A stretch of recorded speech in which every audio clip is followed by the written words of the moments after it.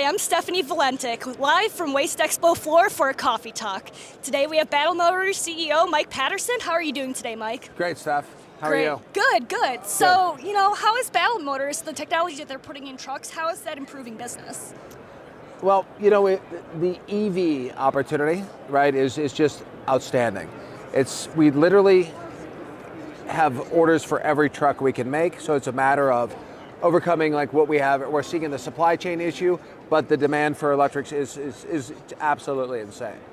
So the battle element of it is, what we're doing is we're taking the old legacy 75-year-old crane carrier, we've renamed it, we bought it, Battle Motors bought crane carrier, and now we're adding a lot of technology, not only in the cab, but also in the powertrain. So speaking of technology, you have a plan to produce 50% EV vehicles in 5 years, and you're going to move your factory to Ohio. So how are you planning to do that? So we've already added 300,000 square feet in Ohio. That actually goes live June 30th. And so there's 2 lines that are each capable on a single shift of doing 10 trucks a day. One of those lines is already going to be EV. So it's not going to take that long. We're going to have it done, mid 2023. So pumped about it. So how do you think it's going to affect the waste and recycling industry? Well, I think there's a lot of people who just don't believe electrics because a lot of the companies that started this before we got into it were coming out with EVs. Like Mac was going to have an EV 3 years ago. They got a demo out here, still really doesn't work, right?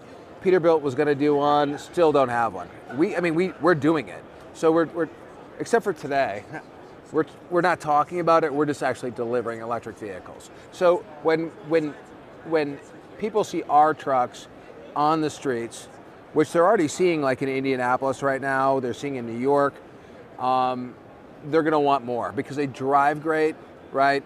They're clean, right? And then we've added an awful lot of additional awesome technology. So that's really interesting. In moving along to national infrastructure, EV cars have been around since Henry Ford's wife drove an electric car. Absolutely. So how do you think what Battle Motors is doing is going to impact the national infrastructure? It's nice. It's Tesla's like paved the way, right? There's a great infrastructure out there. Our trucks come with a little 80 amp charger, right? You just get one, right? So if you're in the refuse fleet or in beverage delivery and you're working, 6 a.m. till 5 in the afternoon, you can just charge that thing overnight. Otherwise, we're partnered with Positive Energy, who can put a fast charger in there, any kind of infrastructure, anything from a single truck all the way up to thousands and thousands of trucks. So we try to make it as easy as possible. It will impact the infrastructure as more and more commercial vehicles are on the road. It'll spur investment. Let's put it that way. Yeah. So Battle Motors actually just announced a partnership with T-Mobile for Revolution OS. How is that going to set you apart from competitors? No one else does it. We're the first. We're getting data real time from the trucks for troubleshooting. T-Mobile has done a fantastic job of expanding their coverage. It's what we needed. You might not think so, but trust me, I was a longtime subscriber of others, but they have really done a really good job of growing their coverage. We get data from the trucks, okay, to help their performance.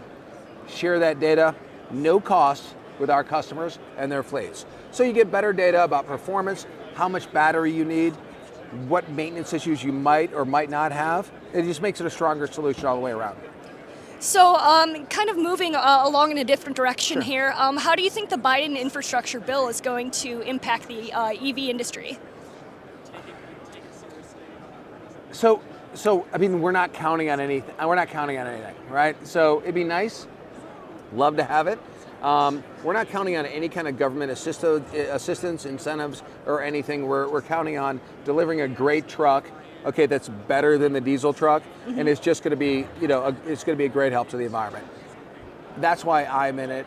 Okay, my last company was the same thing, all about clean energy. If the government shows up or they don't show up, it doesn't matter to us. If they do, fantastic. Not counting on it. Well, thanks once again for joining me today. Just one more question here. Battle Motors, as you mentioned before, has the luxury of building all of its vehicles in Ohio. Yeah. Do you see any supply chain issues, and what are the benefits of the American-made truck, and especially when it comes to EV? Right.